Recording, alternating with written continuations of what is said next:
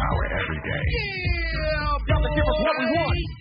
Gotta give us what we need. Hey! I listen to KBLA and I love the commercials. I know what the commercials mean. I also, if I'm looking and trying to figure something out, I need something to talk to me that might hit me. And it happens on TV because, every time they show a sporting event, they got the pharmaceutical companies back to back to back telling people how to fix the sickness on the same stuff that they sell them. So we get it. Yep, we get it too, Chucky. 1580. We don't black down. Stop it! Our freedom of speech is freedom of death. We got to fight the powers that be. Fight the power. Fight the power. Welcome to the Black Pack. I am your host, Adrianne Shropshire, and happy Friday, everyone. We have made it through another week, and what a week it has been.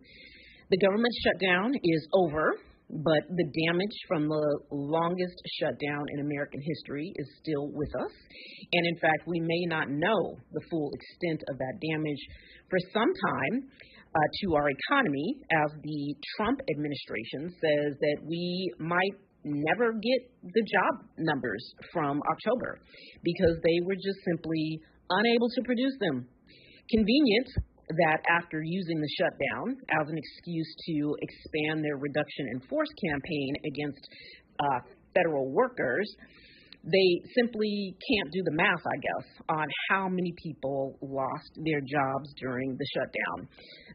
That, of course, you all will recall, is after Trump fired the head of the Bureau of Labor Statistics when he just didn't like the numbers that she was putting out. The jobs numbers were bad. He didn't like that they were bad, so he fired her, and we haven't been able to get jobs numbers since. But you know who does have the jobs numbers? The capitalists. So, Goldman Sachs analysts are saying lost 50,000 jobs in October. That is the largest single-month decline since the pandemic. Job cuts were up 175% compared to October of 2024. You remember October 2024 when Joe Biden was president and the economy was chugging along. And since the beginning of the year, we are learning that employers in the private sector have announced the elimination of more than 1 million jobs, according to the research firm Challenger, Gray & Christmas. Now, that is the loss of more than 1 million private sector jobs. That does not include the public sector jobs that the Trump administration has been burning through since the beginning of the year when they decided that they were going to implement the chapter on Project 2025 that is focused on getting rid of the federal workforce. So their numbers, those numbers, aren't even included in that more than 1 million jobs. That's just the private sector. And on top of all of that, we are still dealing with the fallout from the shutdown when it comes to SNAP benefits and ensuring that those in need are able to feed themselves and their families, not just during the holiday season, but every day. So the Trump administration, you all will remember, in its big, horrible bill, in that spending bill that they just renewed, they cut $186 billion. And I'm going to repeat that because sometimes the B gets lost. But they cut $186 billion from SNAP in that spending bill. And they added a work requirement, right? Even though most people receiving SNAP benefits, receiving food stamps, do in fact work, right? They're already working. But they added this unnecessary work requirement.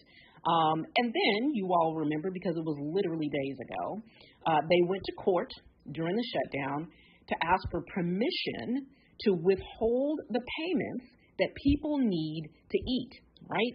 And the Supreme Court conservative Christian justices seemed all too willing to hold the water for the Trump administration on not feeding the hungry. Now, you would think that reopening the government would put an end to this issue, that reopening the government would mean that people on and relying on food pantries and food banks and churches and the goodness of their neighbors, right, to be able to get groceries, you would think that the reopening of the government would have brought an end to all of this. But my friends, no. Today we learned that Trump's Department of Agriculture is going to make millions of low-income people reapply for the food stamps that they have already been approved to receive. So now, after the chaos that was created for SNAP benefits and people in need of food stamps, after the chaos that was created by their outrageous government shutdown, they are now going to make those same people reapply, meaning go and redo paperwork to get the benefits that they have already been approved to receive. This is even though states already require recipients to recertify every 6 months. Offensive and cruel. Now, they claim that this is keeps talking about how people are quitting their jobs so that they can get food stamps.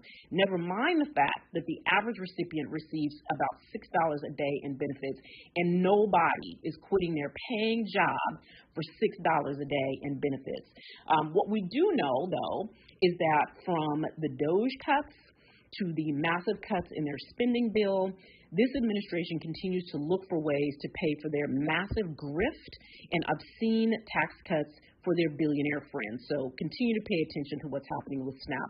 When we come forward, we're going to be joined by Noah Changa to talk about the wild news, all of it, from this week and how it lands on our community. And in the 5 o'clock hour, we'll be joined by Mona Shah, Senior Director of Policy and Strategy at Community Catalyst, to talk about how the end of the government shutdown also will not bring an end to the healthcare crisis that we are facing, a crisis whose origins can also be traced to the Republicans' big, horrible bill and the largest cuts to Medicaid that they made in the history of Medicaid that set up the potential collapse of Obamacare that they have been trying to end since Obama and the Democrats passed the Affordable Care Act in 2010. This will be a great conversation. You do not want to miss it. And to close us out today, we'll be talking to Jennifer Knox from the Working Families Party about some of the election victories you might have missed from last Tuesday's election and what it will mean to build truly independent political power. So stay with us. We've got a lot to talk about. Noah Changa, the Black Pack, here on KBLA Talk 1580. You're part of the Black Pack with Adrianne Shropshire on KBLA Talk 1580.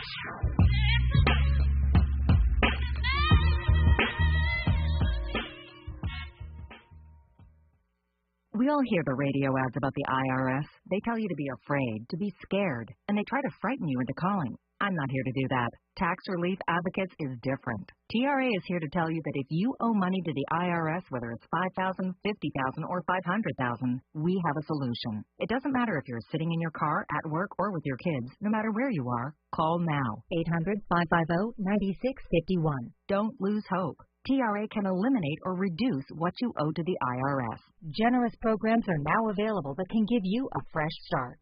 Our passion is taxes and helping individuals fix their IRS problems. We have over 1,000 5-star reviews on Google and an A+ with the Better Business Bureau. You don't need to be afraid of the IRS any longer. End your tax nightmare today by visiting us online at TRA.com or call 800-550-9651. That's 800-550-9651. Tax Relief Advocates. Real solutions for real people. The holidays can be a time of increased stress for those struggling with opioid or stimulant addiction. They can also be a time for pause, reflection, opportunity, and new beginnings.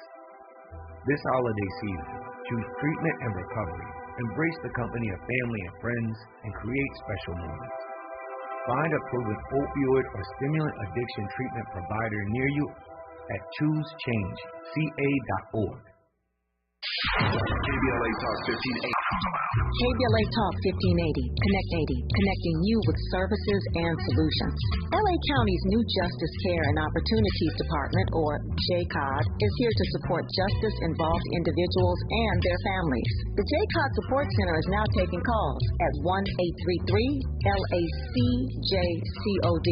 That's 1-833-522-5263. Available 7 days a week from 6 a.m. to 11 p.m., the Support Center is your one-stop shop for re-entry issues and court support. They offer court reminders, connections to local services, transportation assistance for housing, court appearances, and childcare. The JCOD hotline provides personalized help to connect you with services that you need. And don't forget to check out justiceconnect.org for more information. Remember, it's free and available every day at 1-833-522-5263. This is a community call to action from KBLA Talk 1580.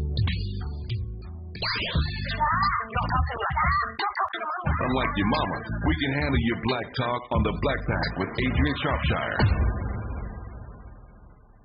You are listening to the Black Pack, and we are joined now by our friend Anoa Changa, journalist, attorney, podcaster, and my go-to girl to sort through the wild and crazy news that comes out every week. So, Anoa, I don't even know where to begin with this week. We always talk about how inundated we are with just insanity coming out of our government. And this week feels like that kind of on steroids, given the stakes of all of it. Yeah, I mean, where does one begin? We're seeing the end of a historic, and that word just seems misplaced too, right? We're thinking about the shutdown. Right. This is the longest shutdown in history. We've been talking about it for several weeks now. And earlier in the year when we thought that possibly there would be a official shutdown, not the unofficial shutdown that we know that has happened because of the way President Trump and the Trump administration has been actively shutting down the government, right? The mass layoffs, the defunding of vital institutions and programs. So that has already been going on. And it's just really interesting just seeing the shift that happened late Sunday, waking up Monday morning and seeing that 8 Democrats voted in the Senate with Senate Republicans to end the shutdown on the promise of a possible plan to vote, not an actual plan to address the core source of this fight. It was both the sort of pinky swear, we'll give you a vote, right? And for your vote, right, to move this terrible spending bill forward. But we'll pinky swear that we'll give you a vote, which on extending the ACA subsidies, which in and of itself is ridiculous because all they promised was a vote in the Senate. So now that vote is not going to pass. Right, it's not clear what's forward, but what we do know is the Republicans are not going to vote for it in the Senate. And Mike Johnson in the House immediately came out and said, "I will not be considering that. You can do what you want in the United States Senate. I, however, will not be bringing this up in the House." So you have that. Right. And then just to the point that you were making, which is a great one about the Trump administration has been shutting down the government since January 20th. One of the things that was in the bill that folks, saw as a win, or the 8 Democrats who went rogue was one of the wins that they got, was that the federal workers, some of the federal workers who had gotten reduction of force notices, that those people would be brought back on. Right. And so you have people that they had no business firing in the first place, that they bring them back on. But the Trump administration this week, members of the Trump administration this week were like, yeah, no, those people aren't coming back. Right. So it just also brings back into question what Democrats, have been concerned about, which is them passing a bill that Trump just signs it and then goes back through and says, actually, I'm not doing this, right, and starts to do the rescissions. The Democrats agree to things that Republicans, in theory, agreed to, but Trump could just say, yeah, nah. Right, absolutely. I mean, and just the difference in dynamics between what was happening with Senate Democrats and just the hope of a plan or hope of a vote, and what was happening on the House side, because we need both houses to cooperate then like you said, like Trump could just be like, I don't agree with this. And Republicans are not of a mind where they would actually override the president, right? Right. They would have to cooperate and do real bipartisanship, not this fake bipartisanship, which is the backroom deals that are made that actually do not serve we the people at all. And so it just really is a tenuous position. And just even Adrian, I know we've talked about, I know you travel coast to coast a lot, but we've just been talking about too, like with the air traffic controllers, that resolving the shutdown does not cure the cancellations and the flight issues that people have been having the past week or so too. So that is still going to be a part of our foreseeable future, at least in the short term, even with the resolution. So, I mean, there's a lot happening here. And it really also, I think, Adrian, gets back to, like, there are a bunch of choice points that Republicans, because they are in control of all three branches of government at the federal level, there's choice points that were made that made this, the maximum damage possible. They could have made sure that air traffic controllers, a vital profession, were paid, right? They could have made sure TSA was paid. They could have made sure SNAP was funded, as was done previously when there was a shutdown during the Trump administration. So these are things that could have been accounted for because they're foreseeable side effects of this, right? And yet, no, nothing was done. Everything was just allowed to just fall apart. And we're supposed to believe that it is Democrats collectively. Well, it's also it will call peace. It really is, and yes, and I'm traveling this week, right? And so we'll see what happens. But it is it is the part of the result. I was going to say the end result, but we're not done yet. Of them dismantling government and then getting into this place where there's a shutdown and the real implications of that, show up. So, of course, we know that they started letting air traffic controllers go, after they had, taken over, after they had assumed the presidency, right? Because in their bizarre, never-ending effort to get rid of diversity, you'll recall when the planes started dropping out of the air and they were like, oh, it's because of diversity, right? Not staffing up. And now here we are already in a difficult position in terms of air safety and travel safety, and we're in a government shutdown. And you're asking people to show up in a very stressful position for no work, right? And then you have the President of the United States disparaging those people who do an incredibly difficult job. I mean, it reminds me of the 1980s all over again, right? With Reagan going after the air traffic controllers. For what, right? And so we have, we are in the shutdown, already dealing with the effects of them dismantling government and dismantling the TSA and, running air traffic controllers out of the business. And then this new crisis happens. And that feels like it is true across all the agencies right now, right? When we think about the way that they have impacted everything, right, from education to the environment, and then we find ourselves in a crisis and they just start laying off more people because it is, in fact, their goal, as we know from Project 2025, to dismantle the federal government, and the shutdown has given them an opportunity to do more of the damage that they wanted to do in the first place. I mean, and even just seeing, I don't know if it was Angus King or one of the older senators were saying, like, well, it didn't do anything opposing Trump or standing up to Trump or, Trump that was Angus King. Yeah, Trump was going to win anyway. He said we weren't winning. Trump was winning. Okay. Like, I don't know, like, any of the stories you ever were told growing up, Adrian, or any of the, like, lessons in history you ever got that just because you weren't winning or just because it might be hard that you're just supposed to just give up and shrug your shoulders? Right. Yeah, like, and it's like, dude, you are a member of the U.S. Senate. You are, that's the upper house in Congress. You're one of the most... the deliberative body. You're the deliberative body. Yeah. And it just seems like maybe they've been deliberative for too long and don't understand what it takes actually to provide and deliberate on behalf of the American people, right? Right. I mean, we have these very real issues, and it's just like, oh well, I don't know what we can do if the members of the U.S. Senate can't do anything. What message does that even send to the American people, right? Like, what does that signal to the rest of us? I mean, also they get sent there to do a very specific thing, and we already have the Trump administration across the entire spectrum, the Republican Party, abdicating this, sense of duty supposedly across the Constitution that's supposed to, like, regardless of party affiliation, people are supposed to care about, the shared project of democracy.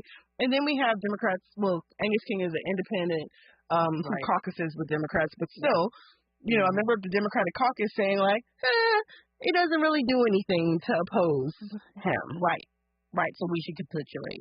I mean, I do think that it's important to I think about the 8 who went rogue in two different ways. One is they absolutely did not have to do what they did, and they sold out their colleagues. Right? And so you had people who were willing to go to the mat, who are up for re-election next year, like John Ossoff, right, who still went to the mat, right, to make sure that, folks are able to afford health care. You also have people like, Lisa Blunt Rochester and Angela Osso Brooks just getting into the Senate and just, fighting as hard as they can, just arriving there, right? So they sold out their colleagues, both in the Senate and their colleagues in the House, who have been saying we will hold the line, and who continue to say, right, that they will hold the line. I guess the good news in all of this, maybe if there's good news, I don't even know if that was right to say, but the one thing that has come out of Mike Johnson being forced to reconvene the House, which again he was not going to do, right? Even after the Senate passed this appropriations bill.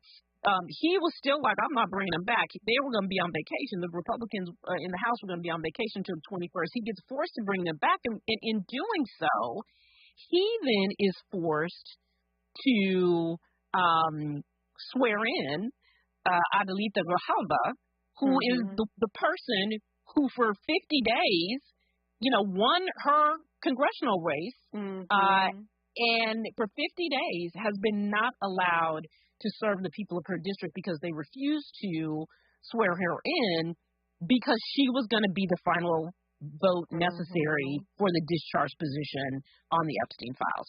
So the maybe the one thing, and maybe there'll be more, but the one thing certainly that is coming out of all of this is that she will have to that she has been sworn in, right? That they were put in a position where they were reconvening the House, and therefore she had to be sworn in. So I guess that's one maybe silver lining in this. Duly elected representative for the ability to represent the people who sent her to Congress, right? It's also, a denigration in terms of the memory of her father, who she has replaced now, who was a stalwart, for progressive issues in Congress, and just for people in general.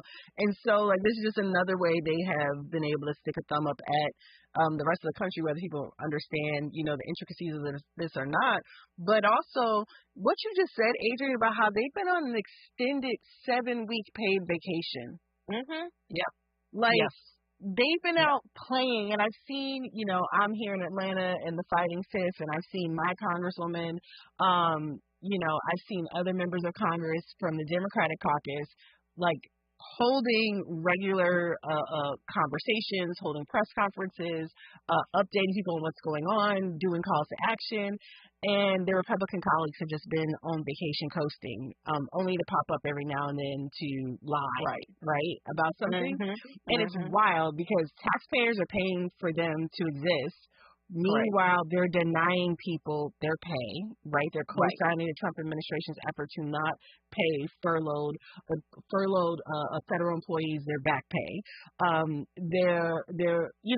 It's just a sham. in so many levels, and it's so frustrating. But at least we are having, this is one silver lining, like you said, of this coming to a close. I mean, not to say that people going back to work for pay isn't a good thing, but when you look on the whole, the forward movement that's finally happening in Congress, and it tightens a very, very, if Democrats are able to peel off a few Republicans in the House, there are some things maybe that could be blocked. Who knows?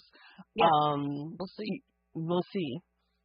I want to just take a time check here because I'm not tracking time, and I'm not sure if we need to. At some point I need to do it. We have 1.5 minutes left.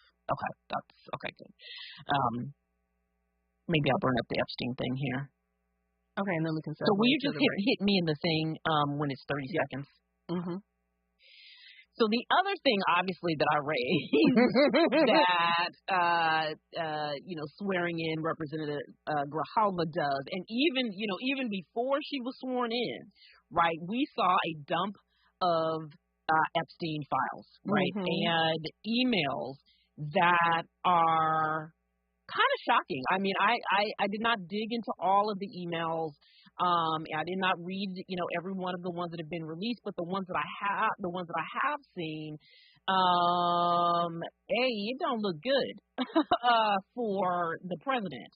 And so it just her presence in the Capitol, right, caused folks to say, seemingly, we are not good. So it was Republicans, right, who had to release some of the files, and Democrats had been moving the emails out. They're now pressuring Republicans to take their name off of the discharge petition, right? Republicans who said, yeah, these files should be released. It's wrong that they're not being released. The Trump administration is now pressuring them to take their names off of that discharge position so you don't have Representative Grijalva being the final vote. Right, because people start saying, "Yeah, no, I'm not. I don't think they should be released." Yeah, it's wild, and just seeing a little glimpse and seeing, emails that say like, "Well, Trump knew about the girls," or "I don't understand how he's getting away with this." Seeing people who we know are nefarious scum, it just reaffirms a lot of what people suspected and thought they knew, and so it's going to be interesting to see how the rest of this plays out. It is going to be wild, in fact. So we have lots to talk about when we come forward. More with Anoa Chanda as we break down the rest of this crazy week. Stay with us. More of the Black Pack with Adrianne Shropshire on KBLA Talk 1580 when we come forward.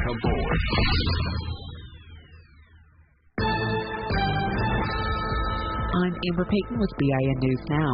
President Trump signed an order to support foster youth aging out of the system after First Lady Melania Trump pointed out that too many end up homeless. Under this major new initiative, great American companies and institutions will be signing a pledge to invest in teaching, training, and mentoring America's youth. Foster kids nationwide, far more than their share of the U.S. population, so this move could be especially important for black families. Attorneys for Black New York Attorney General Letitia James and former FBI Director James Comey want their indictments dropped, saying the U.S. Attorney's appointment was unlawful. Trump's team argues it was valid. The judge will decide by Thanksgiving. And Smithsonian museums across Washington, D.C. are reopening after the shutdown. On Saturday, the National Zoo, African American History, African Art, and others will reopen. Get BIN News Now on demand 24/7 on the iHeartRadio app. This is an important message from the Mine Safety and Health Administration. Mining fatalities, accidents, and injuries are preventable. Staying alert and focused can keep you safe. Take time to save lives. For more resources, visit MSHA.gov. This is the KBLA Sports Minute with Ray Richardson. Very important stretch of the season coming up for the USC football team. It starts Saturday against Iowa at the Coliseum. 7-2 USC must win its final 3 games to stay in contention for the 12-team college football playoff. The Trojans have not made it to the playoffs in the 11-year history of the postseason format. After Saturday's game, the Trojans are at number 8 Oregon next week and finish up at home against UCLA. Tomorrow, the Bruins are at number 1 Ohio State. Ohio State is a 31-point favorite. The top HBCU football games tomorrow, Howard at Delaware State, kick off at 10 a.m. local time on ESPN+.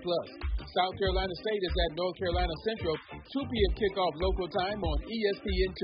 The NFL game of the year so far this season is Sunday at SoFi Stadium. The Rams are taking on Seattle. Both teams are 7-2 and tied for first in the NFC West. 1 p.m. kickoff on Fox. No debates, no speculation, just the info you need. That's your KBLA Sports Minute. I'm Ray Richardson on KBLA Talk 1580.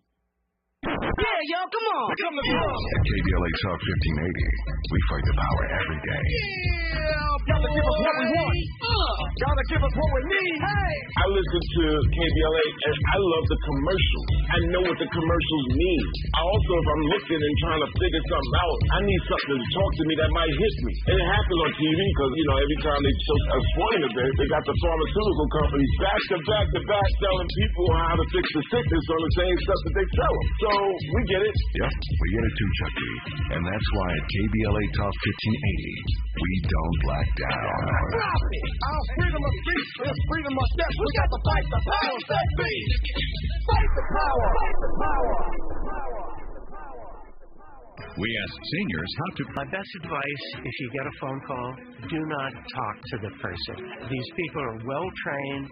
Don't talk to them. They don't know me. They're just trying to scam me. Don't be fooled. Hang up.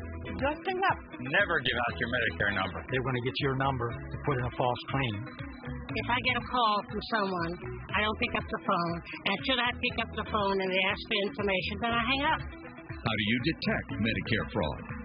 Just like I check my credit card statements, I check my Medicare statements monthly. Scammers can get a hold of your number, order medical devices through your account, and you're not even going to know about it if you don't look at your statement. Check your statement every month. If you get your statement and you see something that you know you did not have done, you report it. Call your senior Medicare Patrol. To report Medicare fraud, call the Senior Medicare Patrol at 855-613-7080. It's not a moment. It's a movement. We're still marching. KBLA Talk 1580. Unapologetically progressive. All I need is one mic. With a KBLA Talk 1580 editorial, I'm Tavis Smiley. Let me be clear about what we're witnessing here. A textbook case of talking about communities instead of talking with them. Pedro Pizarro, president and CEO of Edison International, found time this week to sit down with the LA Times to discuss their so-called fast pay program for those impacted by the Altadena-Eaton Canyon fire. We think it is neither fast nor fair, but when we organized the community town hall, Southern California Edison first confirmed participation and then abruptly canceled on Mr. Pizarro's calendar for a face-to-face conversation with the individuals and families who have lost everything due to the negligence of Southern California Edison. This is not an accident. This is a choice about who deserves direct engagement and who gets managed through press statements. When you talk to the LA Times about people, you control the narrative. You get to frame the issues on your terms, with your spin, filtered through journalists who may or may not push back. But when you show up to a town hall, you face real questions from real people experiencing real problems. There's no PR buffer. There's real accountability. This pattern of being available to corporate media but unavailable for community dialogue sends a clear message about whose voices matter and whose don't. It's the kind of disrespect that hides behind busy schedules and prior commitments, but the community sees right through it.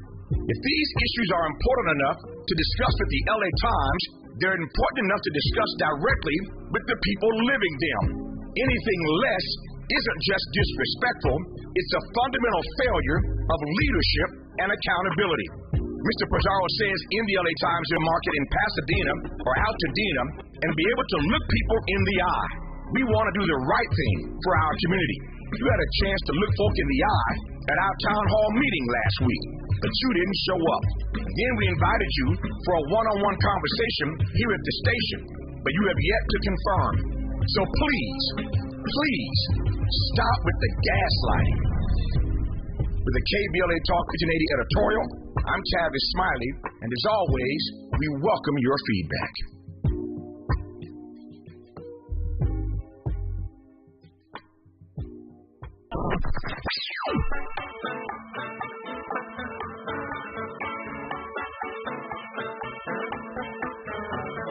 This is KBLA Talk 1580. Talk radio that's music to your ears. We're unapologetically progressive. KBLA Talk 1580. Let's get back to more of the Black Pack with Adrianne Shropshire right now on KBLA Talk 1580. You are listening to the Black Pack, and we are continuing our conversation with our friend Noah Changa about the wild and crazy news that we have been dealing with all week. One of the things, Noah, that we have also been tracking that is, you know, the results of the government shutdown is the fact that SNAP benefits have not gone out. Right. And so we saw that the courts then were still going back and forth on whether or not folks were going to get their SNAP payments. Right. And so the Justice Ketanji Brown Jackson was a little bit of confusion last week. She did an order that allowed the government to continue to withhold SNAP benefits, but she put a timeline on it and was like, the lower court needs to decide. You all need to decide quickly, and then this stay is only going to last for 48 hours. So the lower court that needed to, make the decision, they made the decision by last Sunday night. Starting the clock for her 48-hour stay to run out, and then the full court took it up and said they would extend the stay, meaning that the Trump administration would not have to pay people their November benefits. When the lower court issued that, ruling that the Trump administration had to pay people, some states jumped into action and started to bring down that money so that they could pay people their benefits. The Trump administration is now saying y'all have to undo that. Like, yeah, that's what the court said, but we weren't finished going to the court to give ourselves the right and authority to make sure that people starve, because that's really what this is about. That the government of the United States is going to court so that they do not have to feed children and seniors. Another story, maybe, right? But this is what's happening. People still aren't gotten their benefits. Some states tried to help the people in their states, and the Trump administration is still trying to make sure that folks don't receive the food assistance that they need. And then, there's been so much back and forth. It's very, very confusing. And this just comes after, even ahead of the November freeze, the confusion to recipients, to SNAP program participants about whether or not their cards would even work. States like Georgia were giving people misinformation, whether they intended it or not, that the cards would be somehow shut off, which is not how it works.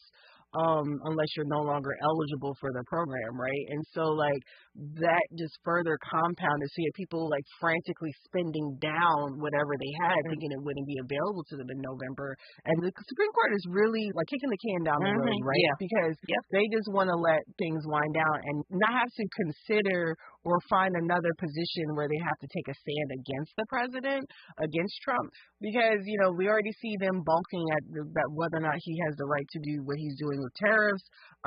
They're totally fine with giving him all the leeway in the world when it comes to our rights and liberties and freedom, to we the people what we can do.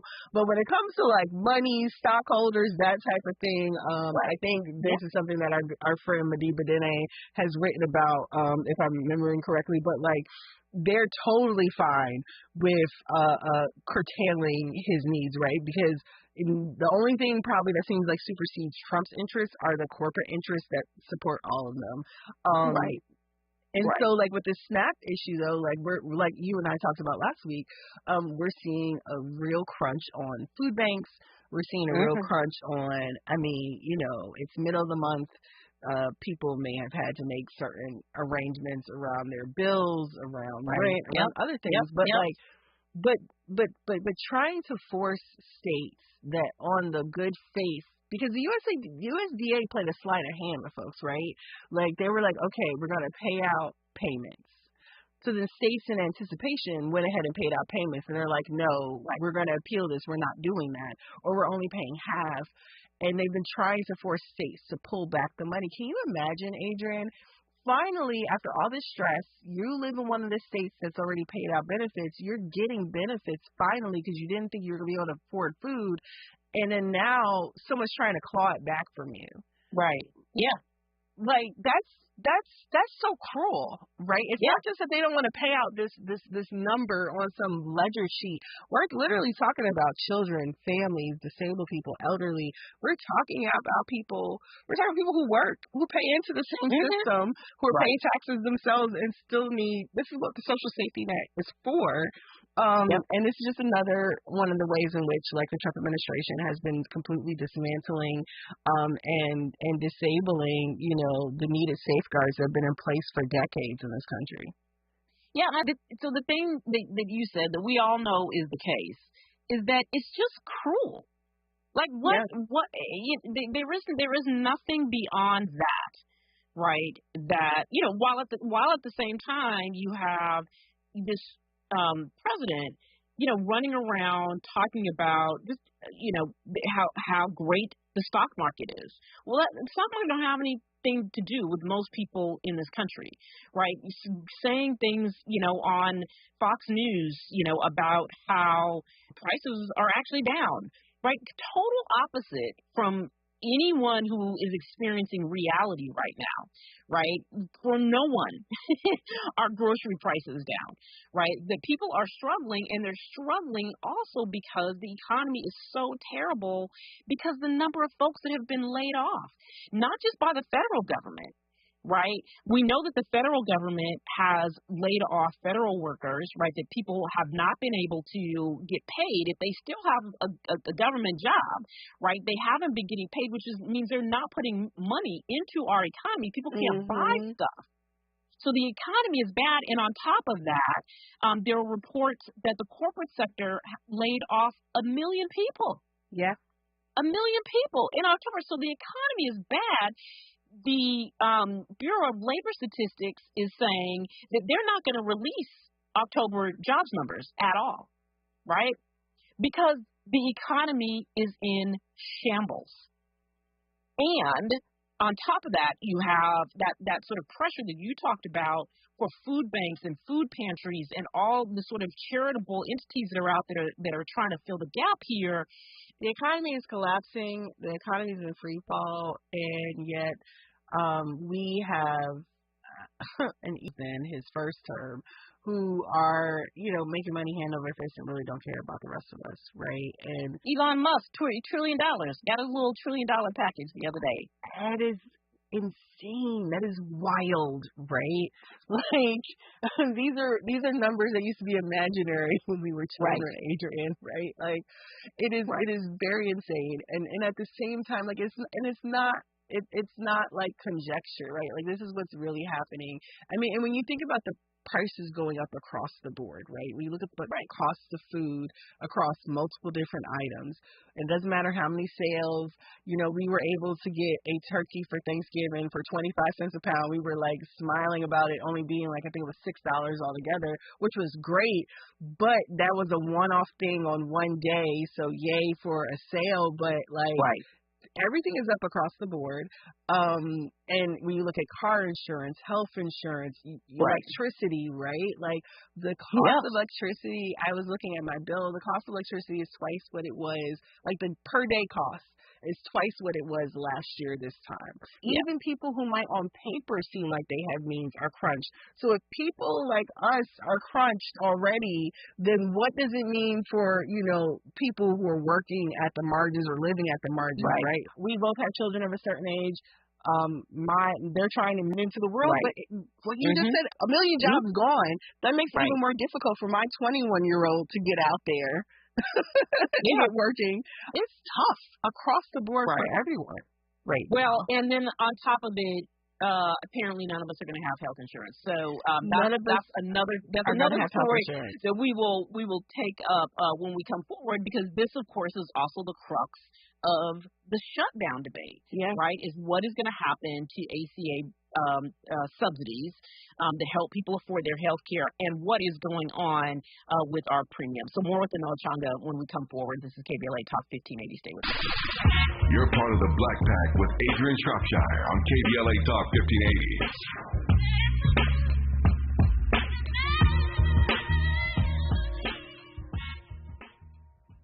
Days after the Eaton fire devastated entire neighborhoods in Pasadena and Altadena, Black Freedom Fund, an organization that invests in leaders and organizations transforming black communities, established the Black LA Relief and Recovery Fund.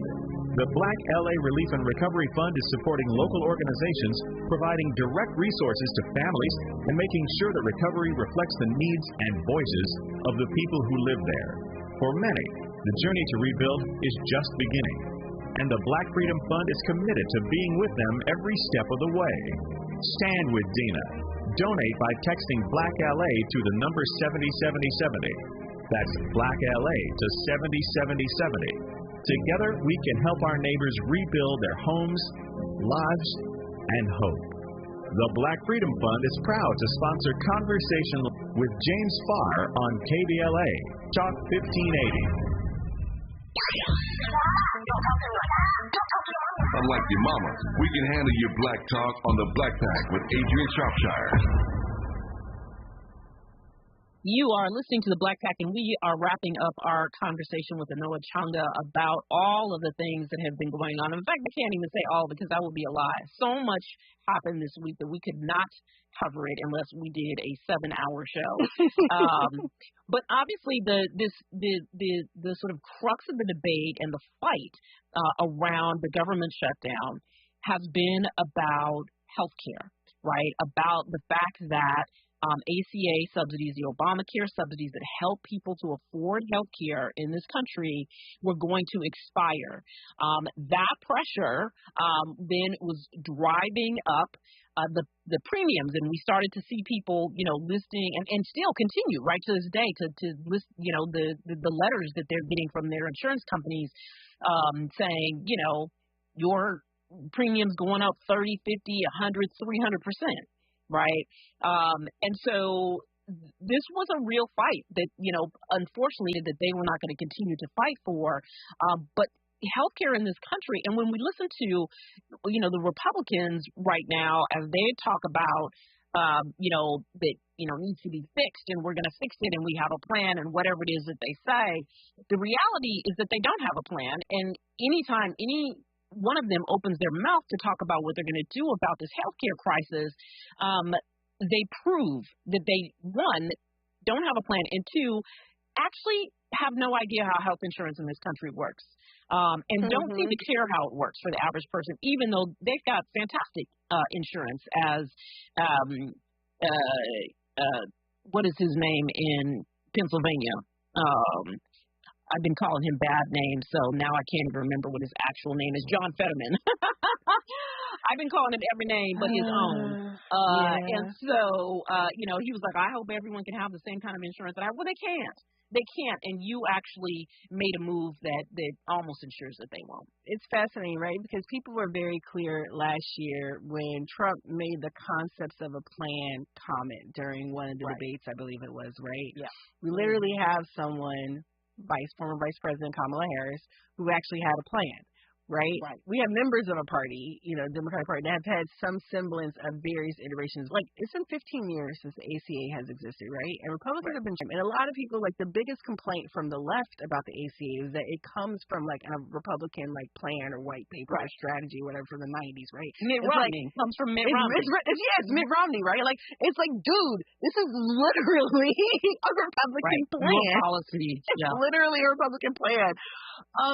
And they're not satisfied with it. I mean, that's even the branding of it as Obamacare, right? To continue to keep people in play. Like, remember when they used to do those people on the street videos, like Jimmy Fallon or whoever would do them? And it's like, oh, do you support Obamacare? And they go on and on and on. Oh, but do you support the ACA? And people thought it was so much more favorable. Like the ACA itself, and there's no perfect solution because we still have to deal with the private insurance companies and the way that industry operates. States. But Trump's concept of a plan, which now is emerging to be more of just like an expanded HSA, health savings account type plan, where he's giving people money in a bucket that they can then go. It was so laughable, right? That they can go negotiate health care for themselves.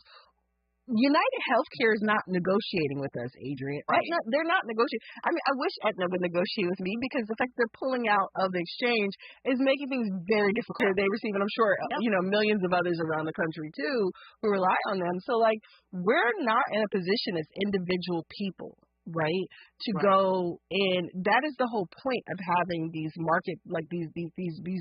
That's why group health insurance is so much better than what, self-employed individuals are able to access, because there is a group negotiation that is happening to be able to negotiate on the costs, what's made available. Because, like, when you look at plans, if you look at a private plan for a private employer and a plan on the exchange, and again, the exchange has made things better, but there are some differences. Like, you're going to get a better value because the private employer is big enough to be a part of a group health exchange where they can actually negotiate as a collective. We don't have that as individuals, right? And the major advocacy that comes from progressives and less than a lot of people has been Medicare for all. A lot of people credit Bernie Sanders for this, but it's been Pramila Jayapal that has carried the more modern version of that legislation in the House.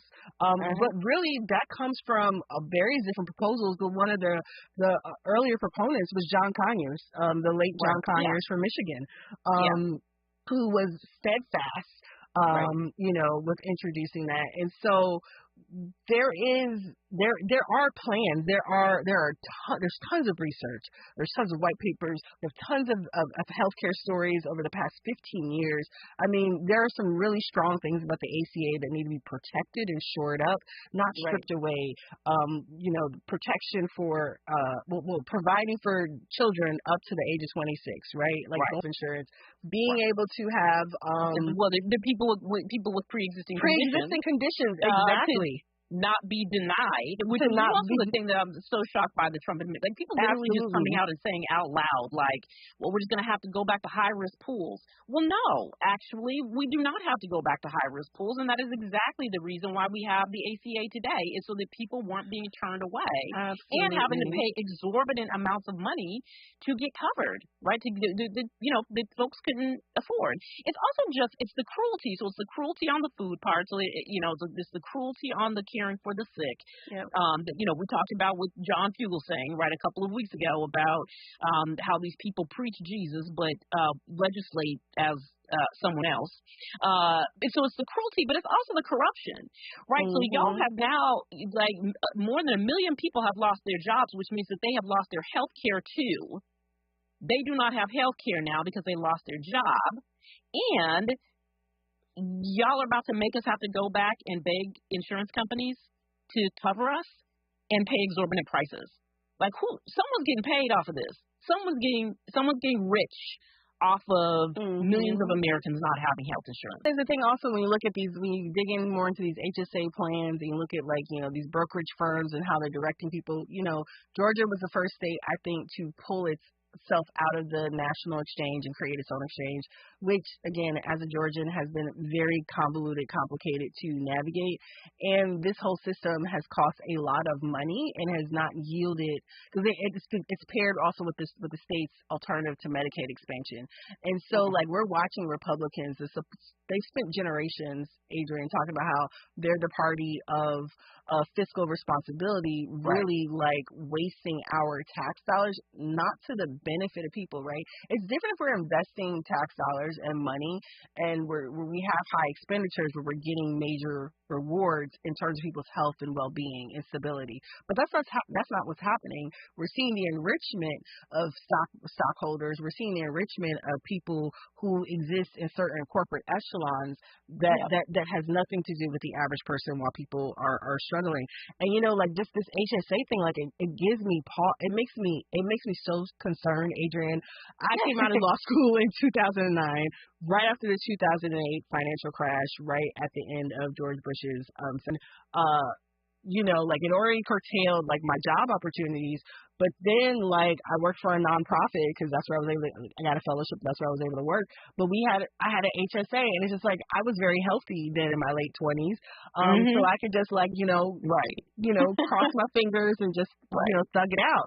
Now, over 15 years later, not so much anymore. Like, an HSA, a high deductible plan, because those are often only paired also with high deductible plans, right? So usually you have to meet a high deductible. So that's thousands of dollars you have to pay for out of pocket. You still will usually have some type of co-insurance, not a copay. A co-insurance is you're still paying a percentage. So if you're getting, instead of a $50 copay for x-rays or whatever, or CT scans, you're paying 25%. And if you're going somewhere and they're billing $1,500 and up, you're paying 25% of that when you go, right? And so, like, having that HSA, that's cool if you have the extra money to put in it. But as we were just talking about in the last segment, everything is so damn expensive. So who got extra money to squirrel away? Even whatever they're giving, whatever they're offering is still going to be a drop in the bucket. They're not going to give you the full $20,000. It's estimated for family health care a year. If they gave everyone $20,000, like, or if you're only going to tell you can only use it if you're sick, right? Yes. You can't use the $20,000 any other way that might also enrich you. So I've gotten how bad it was before the ACA, and people need to dig through their memory banks, right? And get on their elected leadership on this, because there's no reason for us to be going back to a system that did not work for many millions of Americans. But meanwhile, there's money for gilded ballrooms and other such nonsense. $40 billion to Argentina and $180 million for ICE to hire bounty hunters and private investigators to harass undocumented people. Harass and torture. So things are things are not going well in America, if you have noticed.